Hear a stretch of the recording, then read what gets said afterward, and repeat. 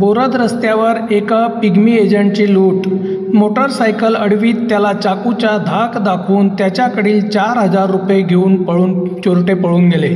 पोलिसांना त्यांनी आव्हान उभे केले आहे. बोरद पासून 2 किलोमीटर पुढे निघालो. माझ्या मागून एक पल्सर कंपनीची मोटरसायकल आली. त्या मोटरसायकलीवर 3 इसम होते. त्यांनी मला सांगितलं की तुमच्या चाकात काहीतरी अडकलेलं आहे, की तुम्ही काढून घ्या गाडी उभी करून. तर मी उभी केली गाडी. त्यांनी म्हटलं वो काढून घे.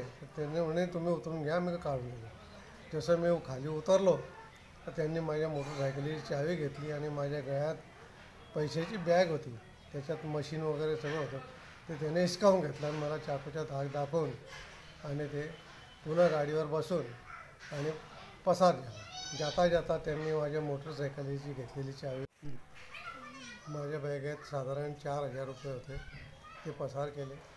त्याच्यानंतर मी पोलीस स्टेशनला आलो कंप्लेंट करण्यासाठी. माझी कंप्लेंट घेतली गेली आणि माझ्यासोबत PI वगैरे जे संदर्भित जे कर्मचारी आहेत ते माझ्यासोबत स्पॉटवर आले, देखरेख केली आणि त्याच्यानंतर त्यांनी पुढील कारवाई करायला मला आश्वासन दिले.